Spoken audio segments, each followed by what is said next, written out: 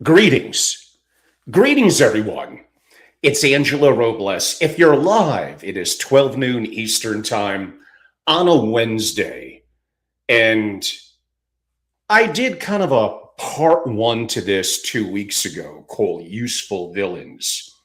And as I'm seeing things play out in New York, in the US, and really around the world, and absolutely, this ties into the world of entrepreneurship, finance, and family offices.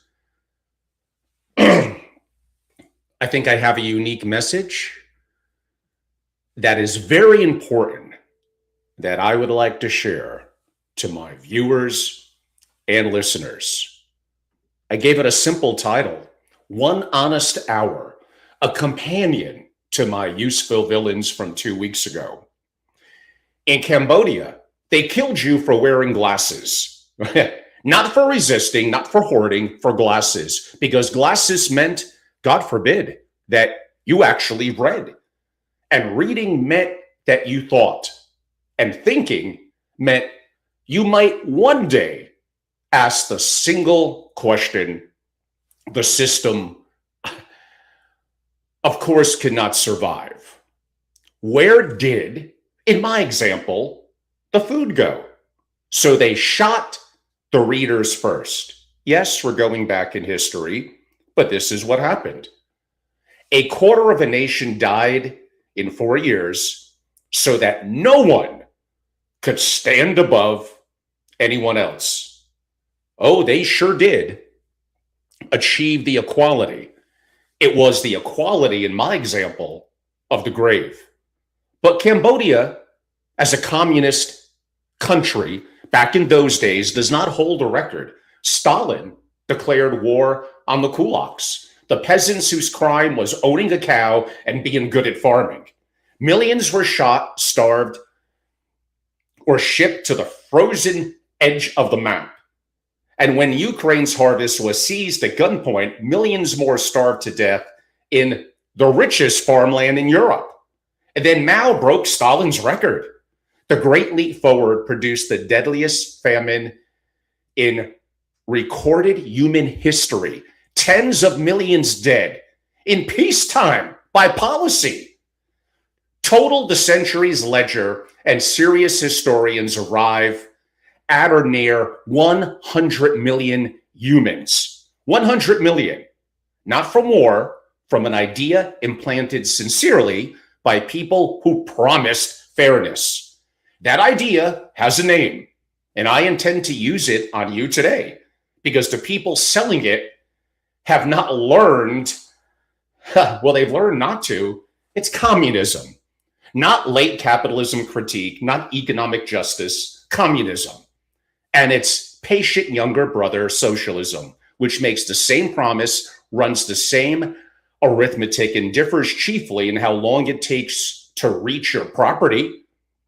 The most lethal idea in history of our species, and of last month, the fastest growing brand in American policies. It governs the largest city in our country, New York. What, about a week and a half ago, its mayor told 8 million people what temperature to keep their homes. 2 weeks before that, its candidates swept New York's congressional primaries and are now bound for Washington in seats, well, their party does not lose.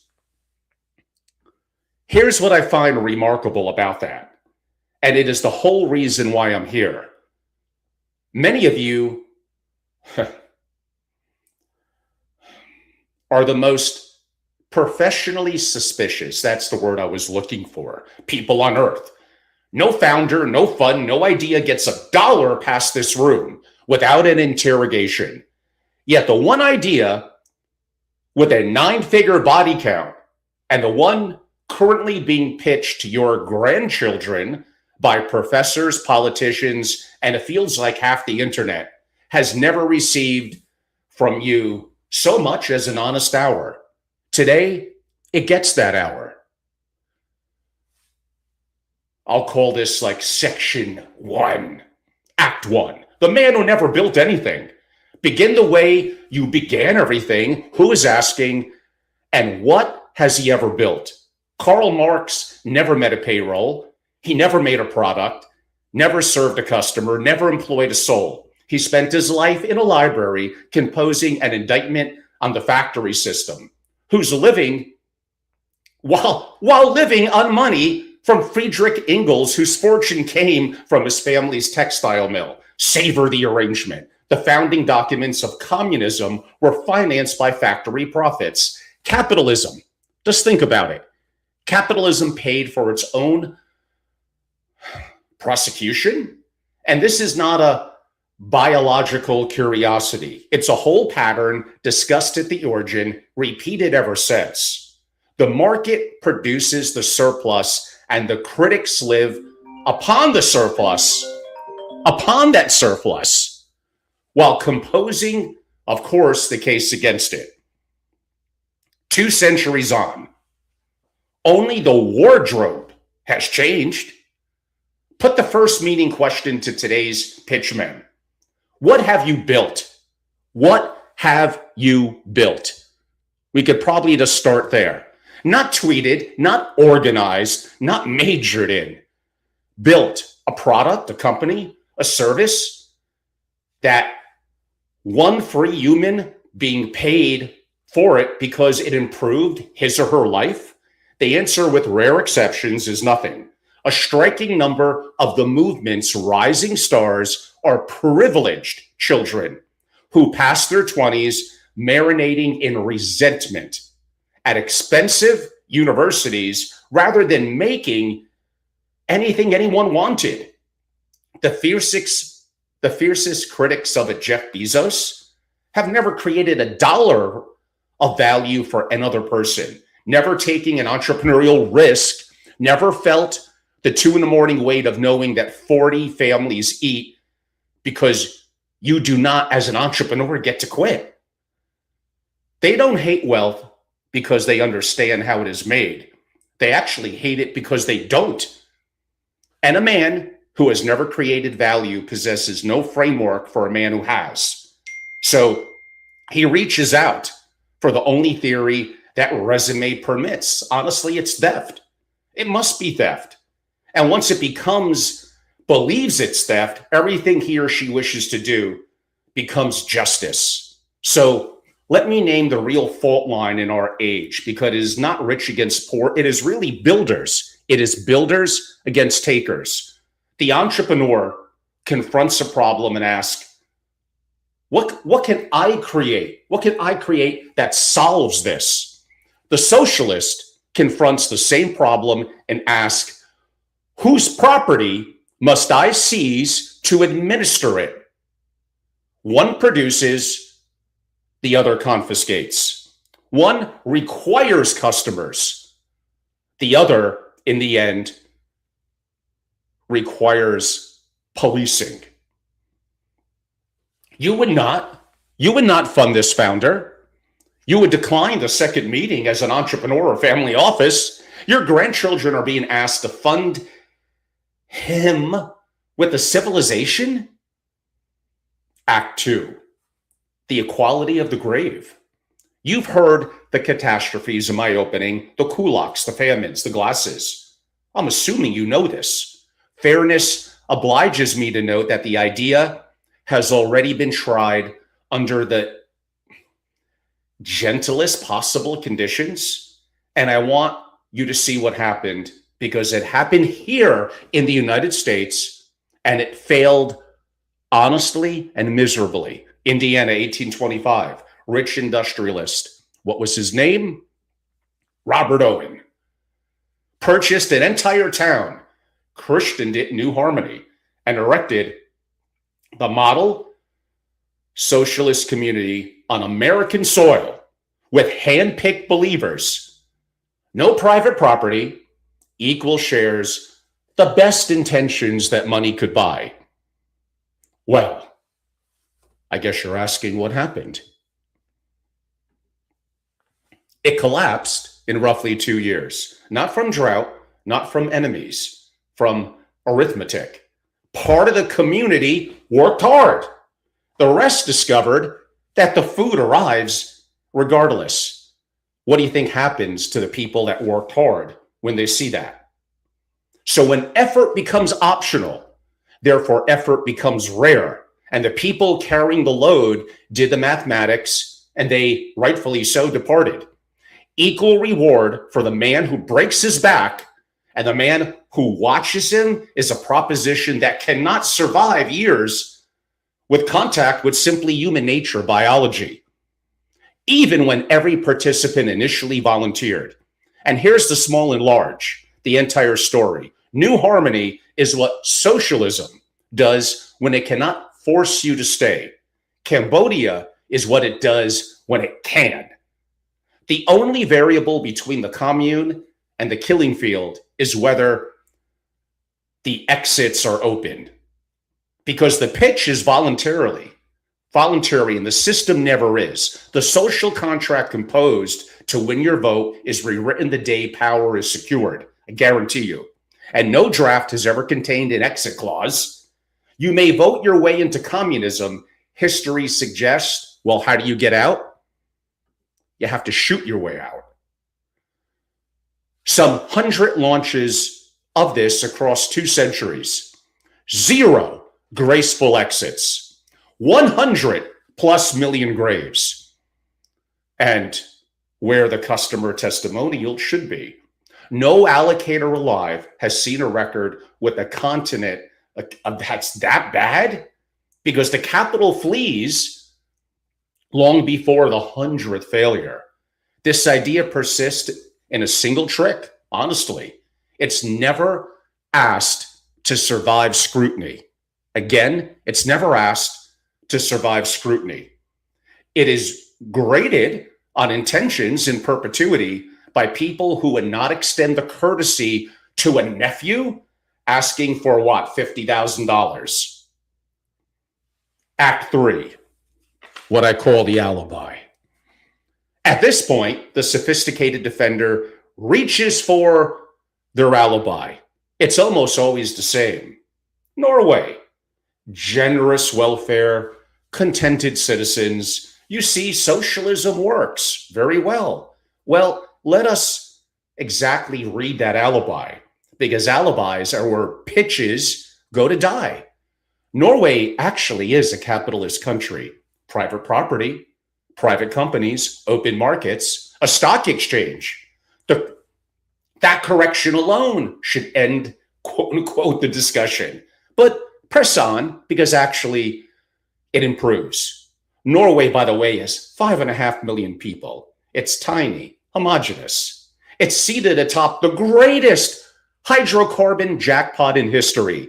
They drilled it, and what do? After they drilled it, well, they sold it. Sold it, mind you, to a world that runs on the very energy their admirers despise, and banked the winnings into, what, a $2 trillion sovereign wealth fund. Several of you know that fund invested professionally. So do you want to know where a large majority of it, the Norway Sovereign Wealth Fund, is invested? Drumroll. In us, the USA. The Norwegian People's Fund is among the largest shareholders of American capitalism on earth. Apple, Microsoft, Nvidia, you name it. The entire index of companies that socialists propose to dismantle.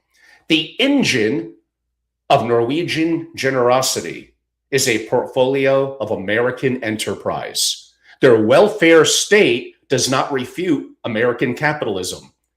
It is long American capitalism. $2 trillion long.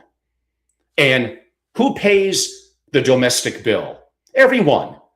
That is the clause the pitch omits. Norway levies a 25% VAT, value-added tax on nearly everything an ordinary citizen buys. The waitress pays it on her groceries. The pensioner pays it on his or her shoes. There is no just tax the rich because, well, there never is. There never is. And where's the innovation? even in countries that try to combine such an extreme social safety net, quote unquote, with capitalism. Like, I don't know, since Europe, well, I do know. How many companies new since 1972 have even made, I guess it's the Fortune 500? I think it's like zero. Zero. Look at the top 10 companies on earth.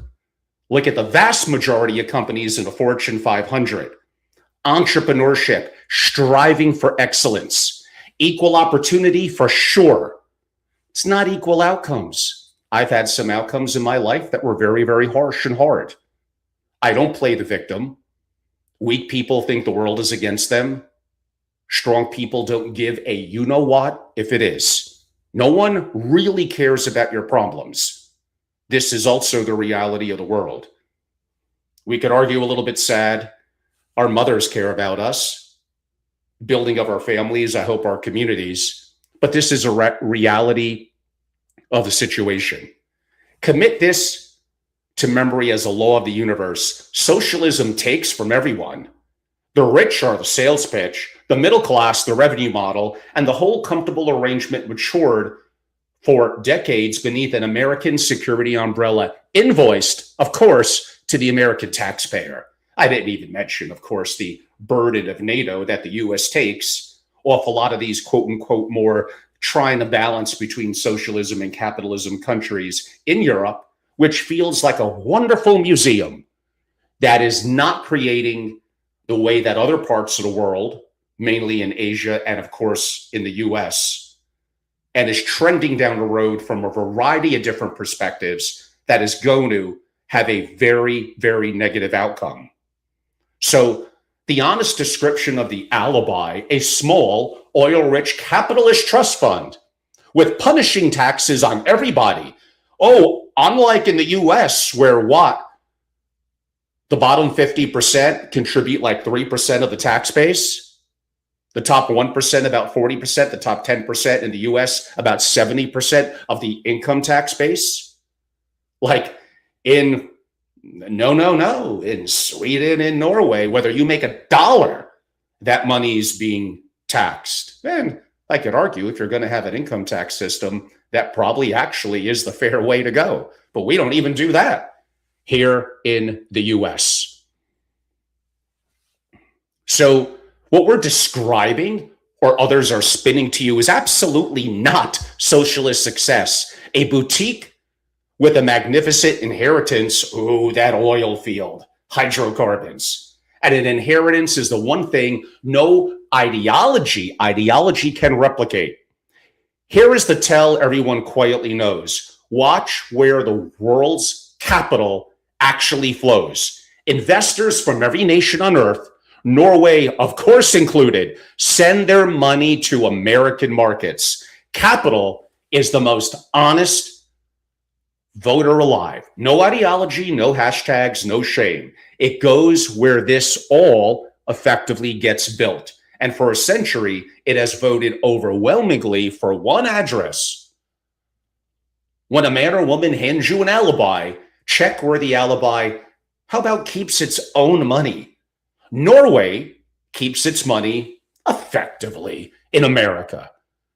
The prosecution's star witness, banks with the defendant. And while we're on the subject of building, I mean, I don't want to keep on pounding upon Europe. Some amazing things that I love so much about Europe. But where, I mean, there's going to be some exceptions, Sweden and others. Where are some of the groundbreaking companies in the last decades coming from? No. From Europe. I know there's exceptions. I like Spotify, Minecraft. Yeah, sure. Wonderful. It's not the engine of entrepreneurship and driving the way that the US is. I mean, if I had to name America's, like the phone in your pocket, the search engine, the everything store, the chips, the rockets, the artificial intelligence. Nearly every of the largest companies on earth built here, most within living memory, several in garages, the society that let builders build and keep a majority of the upside, the society that lectures them, doesn't build them, lectures them, they get the museum. Act 4, the machine and the rewards failure. Now consider the proposed management. The pitch does not arrive alone. It arrives with an operator, the government. And the operator has an existing book of business. Examine how it runs while for what it already controls. Last fiscal year, the federal government here in the US collected about $5.2 trillion. It spent $7 trillion. For every dollar the US government takes in from citizens who earned it, it spends roughly $1.35 and borrows the remainder in peacetime at effectively full employment. No enterprise in this room can survive those economics for a decade. This management has run them for a generation. And its response to every shortfall here in the US, and I'm kicking the US in the butt too, every response is never to spend less, it is to take more. And of course, print. Just print your problems away, meaning in dollars. And understand, the taking has succeeded somewhat brilliantly. Federal revenue stands at an all-time record. Did you understand that? Up roughly 70% in a decade. No government in the history of governments has been richer. It ran the deficit anyway. So let us retire permanently the fiction that Washington has a revenue problem. Washington has a spending addiction. And every tax the rich campaign is an addict explaining that this fix will be the last one. Government is the worst capital allocator in the history of capital. The only allocator on earth who loses entitled to like the larger fund. The interest, meanwhile, the interest on that debt has come due. For the first time in American history, interest on debt crossed well over $1 trillion in a single year. We now pay more to service past spending than to defend our country. By the way, look at history. That does not have a good outcome. That is not a budget. This is a margin call. This is a margin call in slow motion. So when this operator proposes expansion, like into your healthcare, your housing, your energy, your groceries here in New York City, the question asks itself, you lose $1.35 on every dollar of revenue in your existing lines, and your growth strategy is more lines? Why does the machine run this way? Not because the people are wicked, I don't think, but because its incentives are inverted. And no one ever in history, probably my favorite economist, no one states this better than Thomas Sowell, for the excellent reason that he discovered them from the inside. If you don't know who Thomas Sowell is, go look him up and learn. Sowell, as a young one, was a Marxist, well, actually into his 20s. A brilliant young economist out of Harlem, entirely sold on the pitch. What cured into his 20s Thomas Sowell? It was a summer inside the government, studying the minimum wage. He noticed the evidence suggesting the policy was pricing the poorest workers out of work. Then he noticed something actually way worse. The agency did not want to know.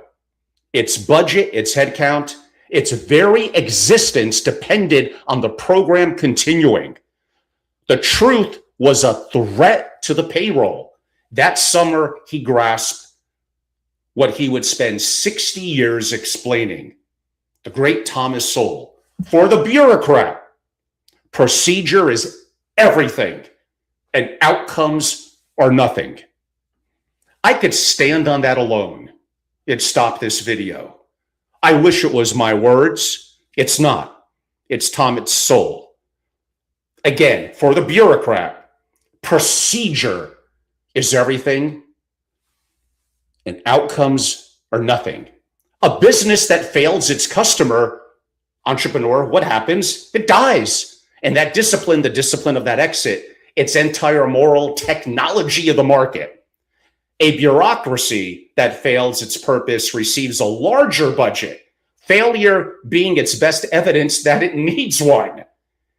In your world, failure is a signal. In theirs, it's actually a strategy. And no reform or personnel can touch it because the personnel are downstream of the incentive.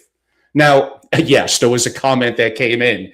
Angelo, has the American government ever bailed out companies? Yes, and I personally do not like that. But yes, it has happened, including going back to 2008.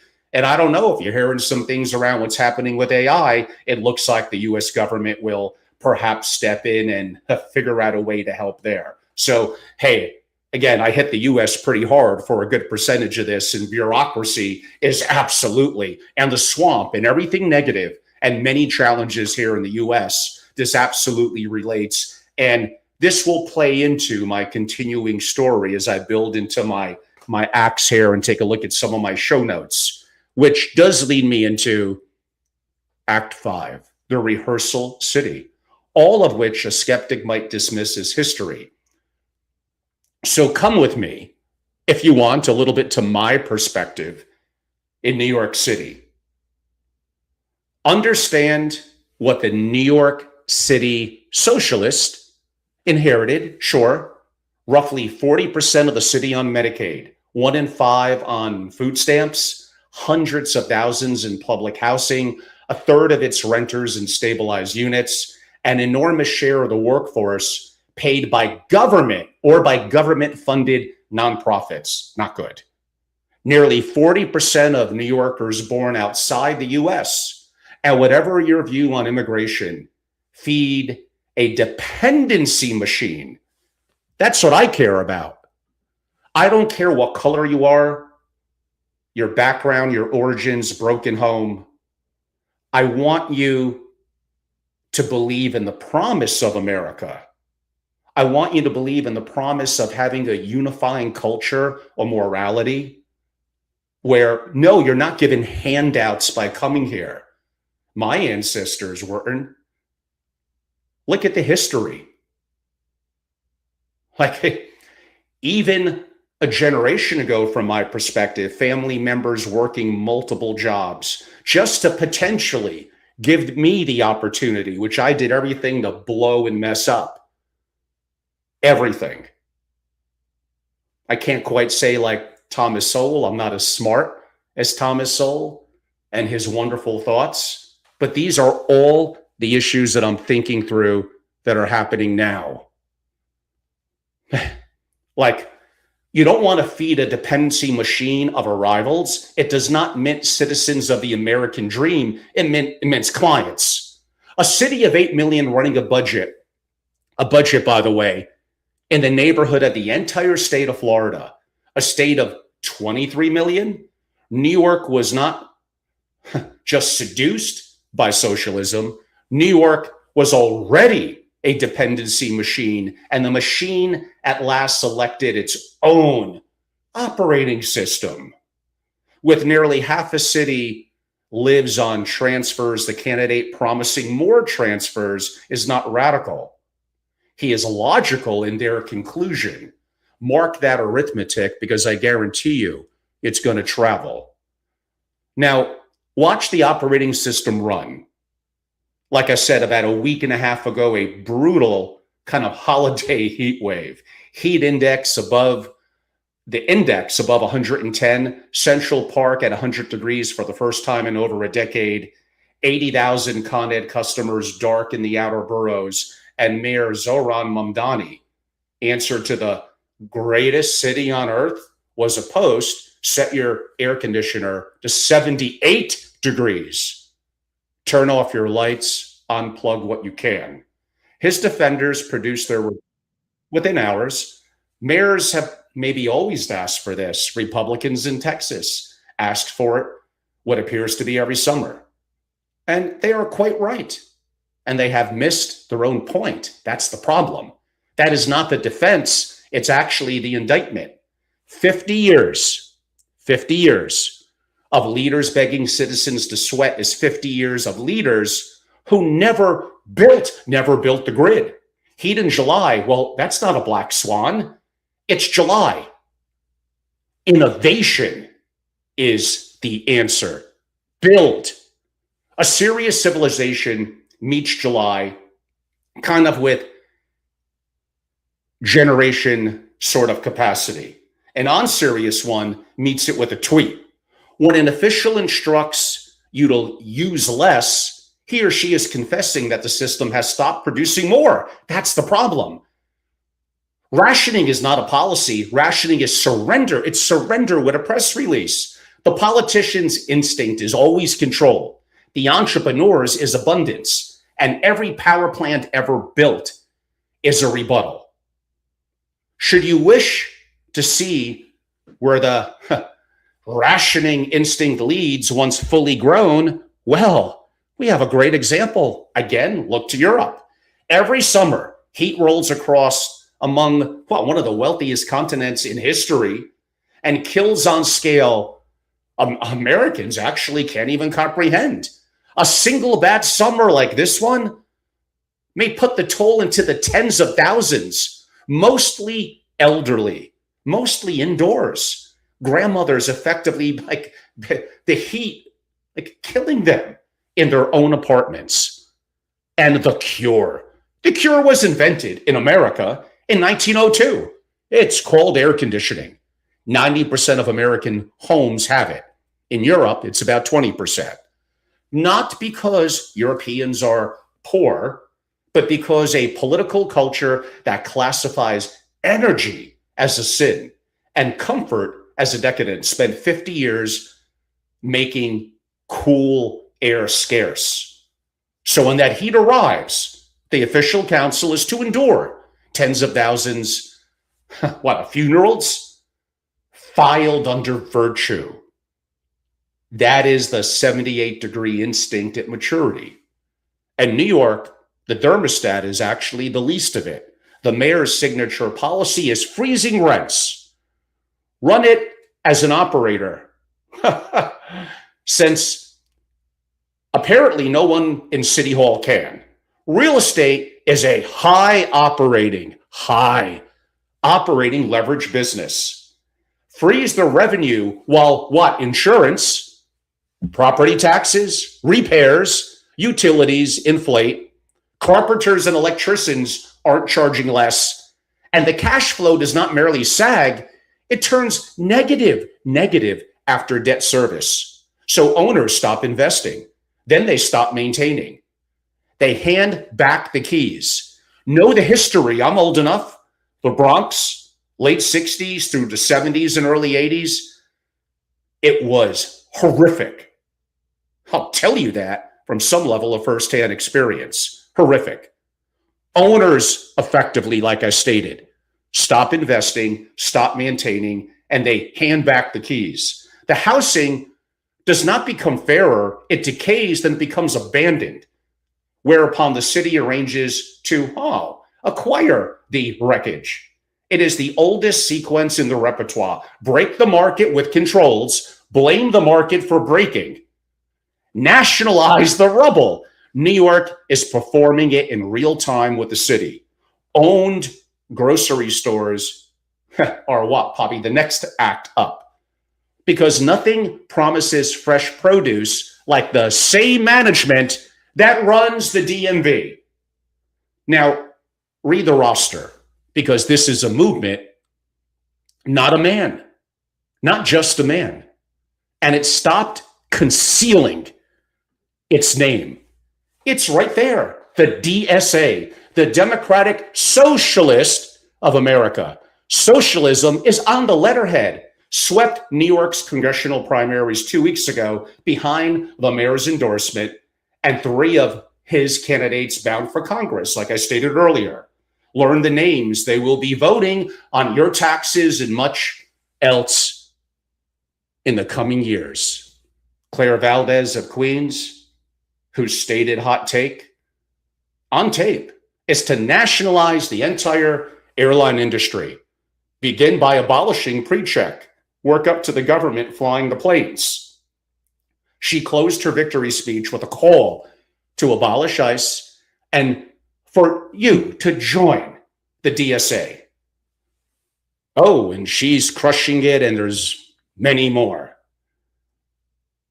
Darazila Chevalier of Harlem, the historic capital of Black American achievement, who toppled a 5-term incumbent, the sitting chair of the Congressional Hispanic Caucus, carrying a documented record of defending her own calls to abolish the police, abolish prisons, and opposing deportation as a category, and helping lead the University of Columbia occupation alongside a campus group that went on to call for the death of America.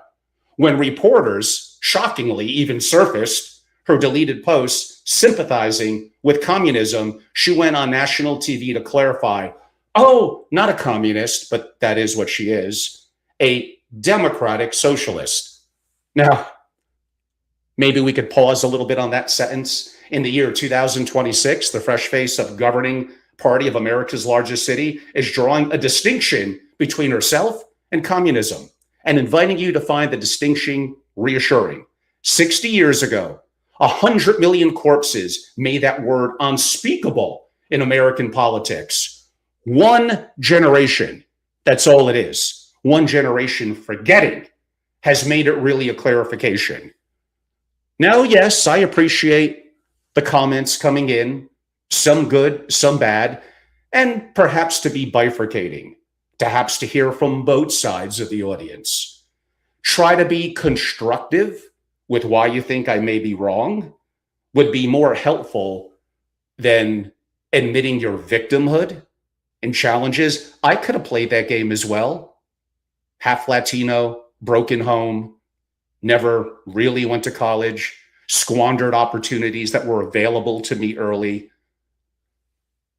Like, when do I stop playing the victim and be accountable for what I think and the actions that I take from that, with no guarantees it's going to lead to perhaps a level of success that I might want?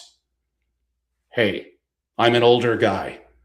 I'm way into my back nine. If I go by actuarial standards, I got 16 years left. So sure, I'm fortunate enough to have a little bit of a platform to share my views, which I would have members that would probably at least partially disagree with me. And I'm okay with that, because no one else in my community, I know no one in the family office community is going to open their mouth from either perspective, because that's effectively just not what they do. It is what it is. I'm wired a little differently in finance and family office circles. So, and spare me, finally, the framing of all of this is people rising up against the ruling class. In the last presidential election, the Democrats, the party this movement is annexing, raised far more money than the Republicans, not marginally. The donor class, the credential class, the institutional class banks overwhelmingly with the party of seize the means. The ruling class knows precisely which party is its own. Abolish the police, abolish prisons is not a working class agenda. Ask a working man or woman who lives near a prison. Is the agenda for an over-credentialed elite that wishes the taxpayer to fund its resentments. And I talked about this in my first video on this 2 weeks ago, an overproduction of elites. Too many people in universities not even doing real teaching. We're going to get to some of that and aspects of who's behind that with proof relatively shortly. In degrees that are not valuable in today's world moving forward. Not at all valuable. And no, these are not fringe candidates who might win. They are nominees, like taking safe seats. The general election is a formality. The question is no longer whether the pitch can win in America. Like, apparently it can. The question is whether anyone with resources will contest the next round.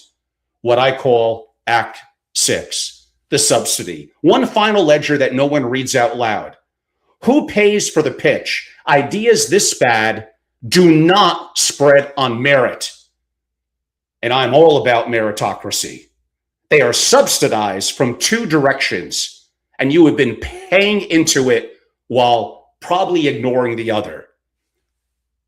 Let us begin with their own money. For 60 years, the foreign aid apparatus, USAID, at its center, spent tens of billions of your tax dollars annually. And here's what the actual audit found along the way. This is the agency, the Associated Press, the liberal Associated Press, caught secretly building a fake social network in Cuba, a covert political operation in a humanitarian costume, built to you. And it grew a global NGO ecosystem constituting the most perfect specimen of Thomas Sowell's law ever assembled. An industry whose budget depends entirely upon poverty persisting, a poverty industrial complex that solved poverty would be out of business reliably. Therefore, it does not look to solve it. It administers it. Procedure is everything. Outcomes are nothing. Nothing. What happens when smart people who are incentivized to take a risk and start a business? Governments, you feel it's so easy, you do it. People who play the victim, who are resentful, do you have it in you to forego a paycheck and to build something where the odds are stacked against you?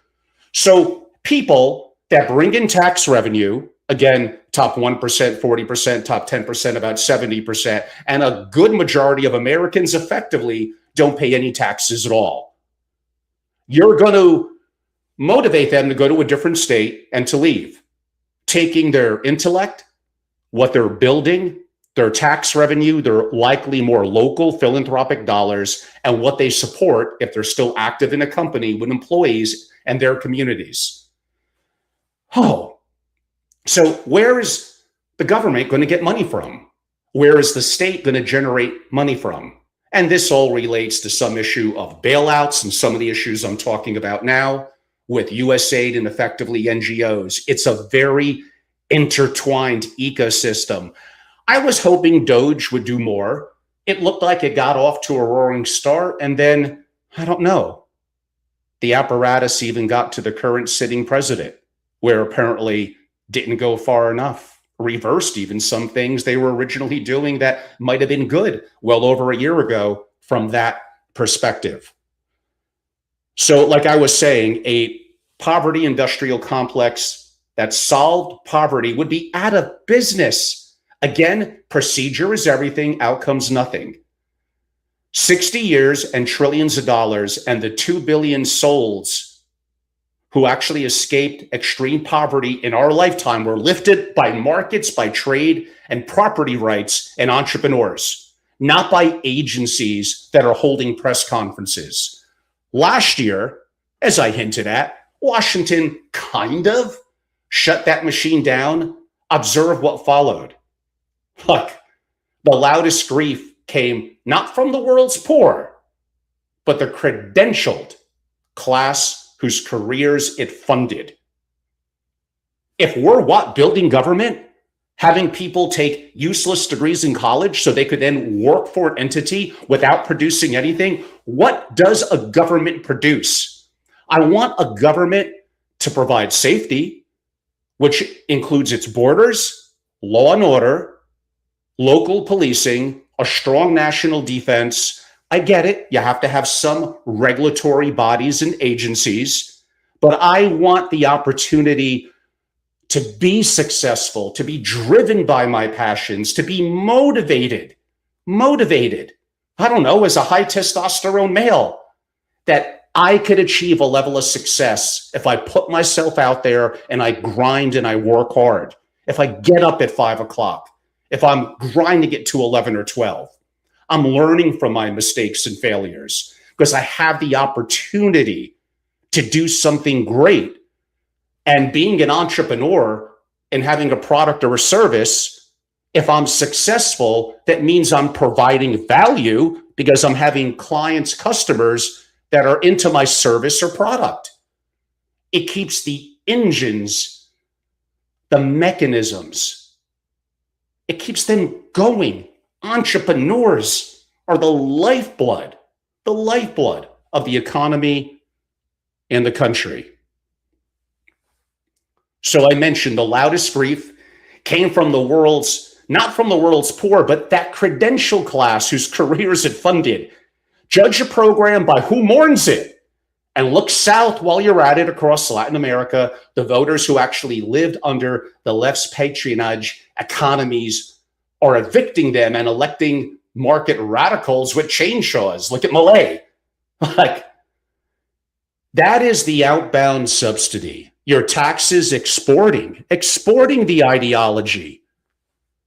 And now the inbound, because your children, your grandchildren did not compose these opinions alone in a dormitory. Run the diligence no one has run on limited partners of American higher education. And that is where, as we take this to the home stretch, I really want to pound this one home. The single largest foreign funder of American colleges and universities. I said foreign funder. It's not Britain. It's not Germany. It's not even China. It's Qatar. $6.6 billion disclosed, more than $1 billion in the last year alone, roughly a fifth of all foreign money flowing into American campuses, with a single Ivy League university taking above $2 billion. One single Ivy League university. A Gulf monarchy, an absolute state writing the largest foreign checks into the institutions that form the American elite, the same institutions where your heirs learn what to think of. Because God forbid, people learn to think for themselves. And maybe the young mind, with a combination of parents and teachers, mentors, obviously then heading into universities, you can meld them. Oh, I would like to go deeper on that one, but let me be a bit of a good boy today. No, I don't want my mind. And I was a little bit more resistant to this kind of shit, although not that I put myself as much in that situation. Even then, when I was doing stupid things and things I wish that I could go back and would have had some different direction and initiatives, at least I knew better than that. Now, I will say only what the documents support, and it is sufficient. No state on earth deploys billions into foreign universities without expecting a return. Am I right about that? You know this better than anyone alive. You have never written a check as an investor or family office without a thesis. So the question is not whether a campus culture is for sale. The receipts say it's sold. The question is why the American families with the most at stake allow a foreign monarchy to outbid them for their own children and grandchildren's minds while funding the same institutions through the annual gala and calling it philanthropy. You interrogate counterparties on what, a $50 million deal while investing, blind in the formation of your own heirs, besides a limited partner whose thesis you have never read. It is the most negligent position in your entire portfolio. There's a quiet side to the story. So concluding my near 1 hour. A founder who never built anything, financed by the system, indicted, was going after. A track record of 100 launches, no exits, and 100 million graves, where the testimonial should be. An alibi that is secretly long America. An operator that loses $1.35 for every dollar in recorded revenue. A rehearsal city, New York, rationing electricity and freezing rents. Reinforcements confirmed for Congress. And a subsidy flowing from both directions. Your own taxes going out, a monarchy's billions coming in. And an analyst on your team stamps this decline before lunch. And it's winning precisely and only because the people equipped to say this out loud have decided that saying anything, either they're too ignorant or what is it beneath them? Why should a family office care? I told you last time, the gravest threat to a fortune is never a bad investment, but an heir who receives the money and the shame that they perceive in the same envelope. Taught by everyone except you, that the family story is a crime. That argument stands tonight. Its second half, which I have given you. Many of you are not merely allocators of capital, you're allocators of courage. Every family may be watching this broadcast. A position, whether it's intended or not. Silence is a position. The gala smile is a position. Financing your own delegitimization because the letterhead said philanthropy is a position. Margaret Thatcher, going back to the UK here in the 80s, Margaret Thatcher warned that socialists eventually run out of other people's money. Margaret Thatcher warned that socialists eventually run out of other people's money. But before they run out of your money, they run on your silence. The pitch does not require your agreement. It requires really only your absence, which is the majority of you. While someone else raises your heirs, our children, it is getting it. 70 years ago, one man decided that absence was over. His name was William F. Buckley. He was 29 years old at the time, in command of a magazine that no one read. Back when people even read magazines, he wasn't being read. When he announced that it would stand a third history yelling stop at the precise cultural movement when every sophisticated person knew collectivism was inevitable. And opposing it, they said, was vulgar. He possessed a fraction of the resources of the smallest family office. What he possessed instead, I guess, was more valuable: nerve and standards. He made the argument with wit rather than a whine and policed his own side's cranks, which of course there's going to be. He was harsh on them, ruthless, that serious minds could at last afford to join it. One person, one magazine, within a generation, the inevitable ideas were rubble and his were governing. That is what a single allocation of courage returns compounded. Ideas will not defend themselves. They can't. They are defended. They are defended by people with means and, really more importantly, a spine. And no room on earth holds more means than the high-level entrepreneurs and family offices, my target market. Fund the scholars, endow the arguments, back the builders, please, the grid, the abundance agenda, and do the one thing that no check can outsource. Sit down with your own children, grandchildren, your family. Sit down while I apparently take care of my alarm, reminding me that my hour's practically up. Tell them what it took, the risk, the nights, the payroll, the people who ate because you did not quit. Give them the mission or the culture. We'll issue them the shame. I promise you. I've been in the family office community for many decades. I travel the world. I see it all, the good and the bad. And there's a lot of bad. Those are the only two options. And culture, don't forget, you're fighting a tough one. And how I position it and what I'm defining here has never missed a payment. And you doubt that a mind can be won back? No, you're wrong. Remember the young Marxist from Harlem who would become the iconic economist Thomas Sowell.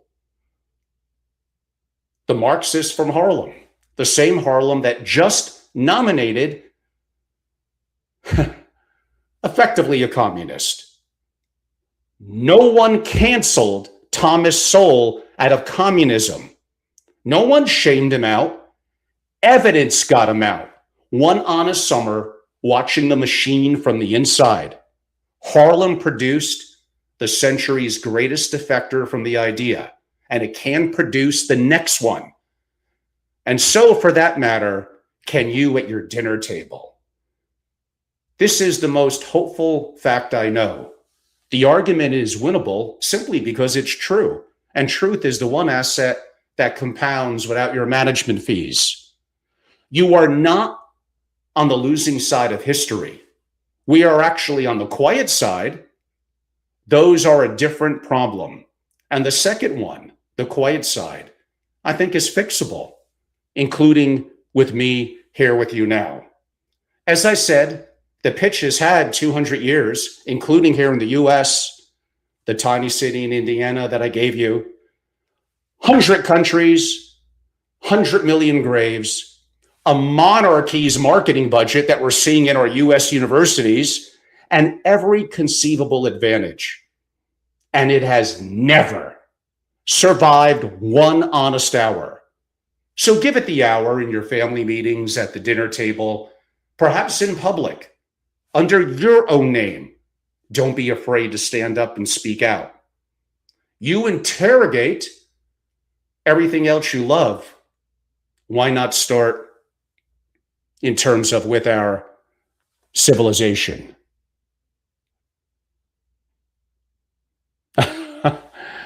Yeah, there's brother, I can't quite see your name here on YouTube. By the way, I wish you the best. Like that, I don't know if you're a bot, you're a communist somewhere. Like what have you ever done? What have you ever built? Have you employed people? Do you have a family? Do you support people? Like, you're playing the victim. It's embarrassing so hard. I had every conceivable thing against me. Minority, not having a father figure, other challenges, which I'll keep to myself. And I'm far from being very successful, depending on how you would potentially define that. I didn't let my setbacks set me back. I didn't go out looking for handouts. I struggled. I struggled mightily, actually well into my late 30s into early 40s. I had businesses that I tried, and they just didn't make it. That was no one's fault. It was all on me. All on me. I learned, I'm resilient, and I march forward. Who knows what will happen? It could be a disaster for me tomorrow. I could get hit by a bus. I don't know what could happen, but I don't go on hiding behind a keyboard. The world is against me. What did I say? Strong, weak people think the world is against them, and they might be right, but strong people don't give a damn if it is. They don't give a damn. I know if I'm still alive in 10 years, I don't know, maybe my investments and my businesses fail. I gave it all I got. I go out on my high horse. I gave it what I got. And maybe that wasn't enough. I don't look to blame everyone. I don't want the government to be my daddy. I'm a damn libertarian. I want freedom. I want an opportunity. I want an equal opportunity, which debatably in my younger years, I did not get. Again, you have a point. Weak people think the world is against them and might partially be right. Strong people have to push through that. Push through that. I have many other things I would like to say. And in person and at some of my events, I go into deeper detail, sharing the journey I learned from successful people, and sharing insights that I can't really do in more of a public forum like this, which are very blunt and very direct. Yeah, I'm a different breed, I guess you could say, in the family office world. I've been in it for years. I have a level of credibility and success that perhaps allows me to be more outspoken and open-minded. I don't have investors in what I do now. I have no board to answer to. Sure, I have members in relationships, and probably occasionally some of them don't like all of my messages. Actually, by far, my largest family, one of the largest relationships or families on earth, has a pretty different political perspective than mine. But they appreciate that I speak my truth, that I challenge their assumptions, and I really, really helped them on one issue where I did that. That had nothing to do with investments or money, and a lot to do with so many issues, although perhaps some indirect, that I spoke about today. like people calling Elon Musk stupid, ignorant, you're embarrassing yourself. I may not really like Bill Gates and some of the things he does too much, but is that guy smart? Come on. He built something that I'll never build anywhere near as big of. Bill Gates is very smart and an incredible entrepreneur. I do not have to agree with his political perspective to admit that fact and admit there are things that I could learn from him. And you're telling me that Elon Musk, at minimal, if not the world's greatest entrepreneur, probably the greatest capital allocator and builder, and doing things that are so future forward looking. Again, everyone, and you'll notice this more in YouTube and some of the other platforms, bots, people in their basements. I have no idea. I have no idea how old they are. That attitude, that's going to make you successful. And successful doesn't mean that you're making millions of dollars a year per se, although money can buy you a percentage of freedom. That is true. You have optionality for fluidity, flexibility where you live, and being motivated to make money. And to do that by having those freedoms is one of the greatest powers of money. So sure, that does have real value, but I define it by my family, my commitment, my relationship with a higher up in God, the value that I provide in community, how I help entrepreneurs. And again, I have failures every day, every darn day. I try to get better. Sometimes I do, and sometimes I make the same mistake over and over. I'm not afraid to be an outspoken voice in the world of finance and family offices. So, sure, I'll get back to creating a family office, investment opportunities. Tomorrow I have on the world's greatest macro strategist. We'll always do deep dives in AI, geopolitics, which relates to some of the subjects from today. But I think every now and then, with what I see here, with the rise of AOC, Ro Khanna, Elizabeth Warren, Mamdani, the new Congress people coming in, and just admitting, at least they're admitting DSA, Democratic Socialist of America, really mean communist, but socialist has a softer word. And younger people, again, getting indoctrinated in colleges, and we went over a little bit of that today. I mean, I guess, like I said, in my younger 20s, I probably skewed a little bit more to that perspective as well. We have a lot of work to do. There seems to be a lot of fracture, not enough listening. And I'm more than happy to listen to the other side. And maybe there is something that they could teach me. I come pretty well prepared in history, in understanding socialism and communism, and understanding that builders, creators get things done. Okay, everyone, I have a lot of things to do, and you all do as well. Tomorrow, I have again who I think is the world's greatest macro strategist. Tonight, I'll make an announcement across my socials. If you want to come on live tomorrow, great. If not, unless something goes wrong, I guess it will be recorded. It'll be an hour and a half. Technically have 81 questions. We'll probably get to about 30 of them. I'll try to pick the best 30, involve many of you. Everyone, have a great day. Thank you all for your time today.